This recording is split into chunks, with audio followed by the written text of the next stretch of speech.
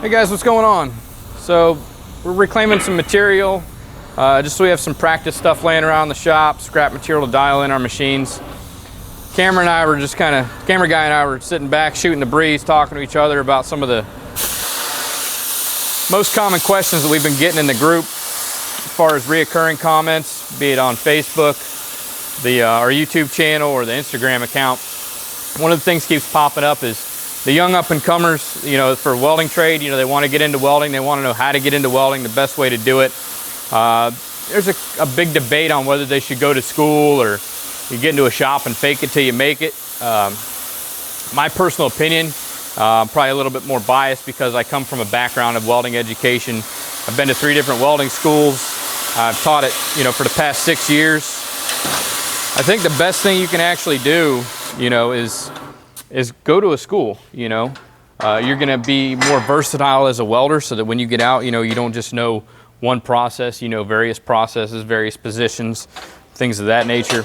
So I'm a big proponent for the school system. So students, you know, this video is for you guys. It's also good for new welding instructors or, you know, hobbyists and stuff like that. I'm going to give you guys some resources that are available to you.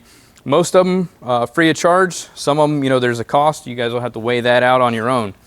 But, you know, we'll start off with the students first. You know, if you're a student, you're going to school, I think one of the best things you can do, go in there to the school, you know, find out what school you want to go to, find a good program, read some of the reviews online, you know, check out Google or Yelp and stuff like that. I mean, there's a lot of schools out there that have a great reputation because they got good marketing.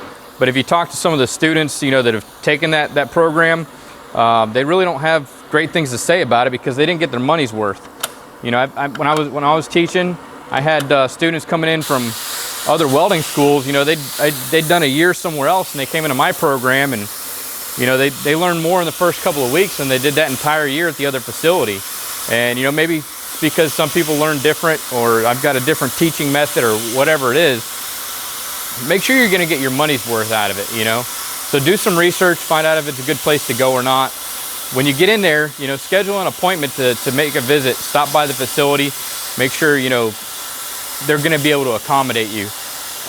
Try to talk to the welding instructor instead of the career counselor or guidance counselor, recruiter, whoever they have, because a lot of times those people, you know, their biggest concern is, you know, rear ends in the seat. How many, you know, we've got 6 spots to fill in this class. Let's make sure we get enough people in there. And then they're kind of like salespeople. You know, they're going to tell you what you need to hear to get you in the door. Go in there and talk to the welding instructor. Find out, you know, the processes and stuff that you're wanting to learn. Make sure that's going to be taught in the class. You know, if you want to go in and learn pipe welding, but all they teach is MIG welding, maybe find another school.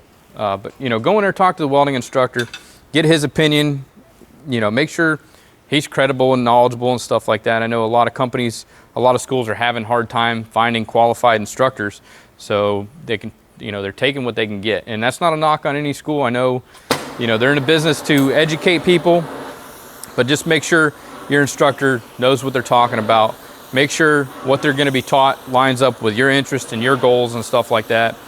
Another thing, you know, there's plenty of schools out there that are for profit. I'm not bagging on anybody. Everybody's got to make money, you know, but make sure that the training that you're going to receive is worth the, you know, that cost of tuition, because you might be able to go to one school and they charge $50,000, $60,000 for 1 year's worth of education, when you could just go down to the Votech school or the local community college and take that same course for $5,000 and have the same content, if not better. Make sure you're dealing with an accredited institution, that that piece of paper that they give you when you get out of that class is going to be worth something, you know. Next thing you want to consider is funding your program. Now, there's a lot of information out there. There's a lot of grants. There's a lot of student aid and stuff that's available that people don't even apply for. There's tons of scholarships. I know that, you know, during my time of teaching, I would encourage my students to apply for AWS scholarships. Believe it or not, they probably have more money to give away than people actually apply for. So get in there, get on AWS, go to aws.org, click on their foundation tab, and look through there and find out, apply for every scholarship you can think of. You know, and if it asks for a letter of recommendation, make sure you provide that. In the area that's wants you to talk about, you know, why you want this scholarship, why you deserve it, tell them, you know, you're passionate about welding. You want to be a welder. You know, that's your goal. That's your, I can almost guarantee you'll get a scholarship. I had just this past year, I had 3 students get a section scholarship and 3 students got district scholarships. So, I mean, the money's out there, you know, go for it. It's free money. You don't have to pay it back. It's not a student loan. I highly advise against student loans. They're gonna, you know, it's gonna sound great up front, you know, but once 6 months after you graduate, and you got to start paying that money back. So I'm not a big, you know, proponent of student loans. I mean, you could practically fund your entire trades program through AWS scholarship and MicroWorks Foundation, things like that. I tell students, you know, shy away from the student loans. They're going to be very attractive up front, but you know, they've got a high interest rate on the back end, and yeah, you don't have to make any payments for 6 months once you get out of school. That's another reason to check on their job placement rate at the school. Make sure you're going to be able to get employed when you get out of that class. Find out what their employment rating is. Do they have placement assistance? Are they going to help you find a job? If so, what's the average salary of the, you know, the people that the students that have graduated before you? You know, find out. They should have access to all that information. But you know, I try to avoid student loans. I tell my students not to take them out. You can practically get your entire education for free.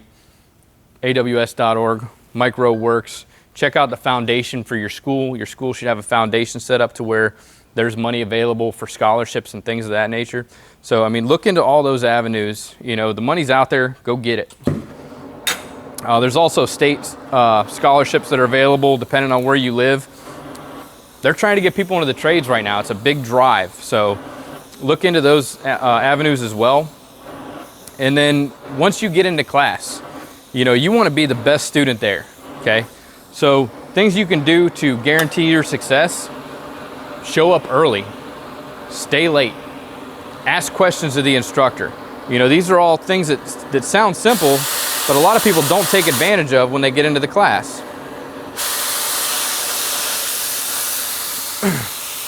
When you're outside of school, you know, do your own research. Watch some YouTube videos. Follow some folks on Instagram. Ask them questions, you know, whether it's our channel or another. I mean, there's free resources that are available out there as a student. You can go out there. There's technical manuals you can download through Lincoln Electric that are absolutely free. There's manuals through Miller that are absolutely free. All this stuff you can get. These are just great resources that aren't going to cost you a penny. And they're all available. They're all relatively easy to access. So, you know, go check those out. We'll put some links in the description down below for some free resources for students. Now, if you are an educator, I remember when I first started off teaching, it was hard. You know, they handed me a textbook or a series of textbooks, and they said, hey, go teach this class. There was no curriculum written for it. You know, I didn't have anything. The instructor that was previous there, he really didn't have anything set up, and it'd been quite a while since, you know, he was actually hired at the facility. So, you know, I'd scour the internet every night when I got home from work. Weekends, you know, I devoted a lot of time to develop that content because the students essentially were paying my salary and I owed them a quality education for that. That was just my take on it. So, I mean, however you want to handle that. If you got a preset curriculum, this probably isn't going to apply to you. But if you are a welding instructor, you're looking for content, you're looking for curriculum, lectures, topics, ideas, things of that nature. Lincoln Electric has a great program called U-Link. You can get on there, contact your local sales rep for a description on that, prices. But that's a great system. I use that. It's kind of a la carte, you know, whatever program or whatever process you want to teach, they've got something in there. Pre-made lesson plans, lab activities, all kinds of stuff. So, I mean, check that out. Miller has Open Books, which I believe is a free resource. You can get on there, Open Books through Miller. You can get a bunch of information on there, similar, a la carte. There's some online activities and stuff the students can participate in. They're just great, you know, pieces of information for, especially for new instructors. Another great thing is AWS Learning. You know, if you have a more technical, it probably wouldn't be good for most of your like high school students and stuff like that, it'd probably be a little too advanced for them. But those of you that are teaching at a community college or a state college or anything like that, if you get onto AWS Learning, that's some great information. You go through their modules. I think there's 14 of them. And when you finish up those 14 modules, you have a pretty good chance of passing the CWI exam and the CWS exam if you take it serious. Plus, you can earn CEUs while you're taking those classes, and you can print off certificates. So those students that are doing that, you take that information with you along with any welding qualifications you got while you were in the program. You've got those certificates from AWS from their online modules. You package that all up with a nice resume, cover letter, a couple letters of recommendations. You can pretty much go to work wherever you want as long as you can pass their weld test. Which leads me to my next point. If you're a welding student, put in as much time as you can. I know I said, show up early and stay late. But, when I was at the school teaching, I would tell students, hey, Fridays we don't have class, but I've got office hours. If you want to come in, you want to work on something extra, you need a little bit more help in the, whatever module we're working on, come in. Come in and take advantage of that time. And, I'd have a lot of students that would take advantage of that opportunity that we would give them. And I mean, a lot of times they did the best in the class because they were putting in more than everybody else. Everybody else is in there 70, 80%. These men and women are in there putting in 110%, coming in doing additional weld qualifications and things like that in their free time. That's going to make or break you. A lot of these people, they're friends with you while you're in class, but you got to think, man, once graduation comes, you guys are all competing for the same job in the same area. So you have to figure out a way to stand out from them. And the way you can do that is by putting in more time under the hood. Challenge yourself, burn as many rods as you can in one day, and then come in the next day and try and burn even more. But put in the extra effort. It's just going to pay dividends in the long run for yourself, for your career. The next thing I want to talk to you guys about is welding certifications, or what everybody refers to as a certification. It's actually a weld qualification. You're going to go through that in school, whether it's a regular pre-qualified D11 process or something of that nature. Take as many as you can, as many that are offered at the school, but don't anticipate that as you becoming a certified welder, because according to AWS, it is the employer's responsibility to qualify you. So if you get certified at the school, once you walk out to a real employer,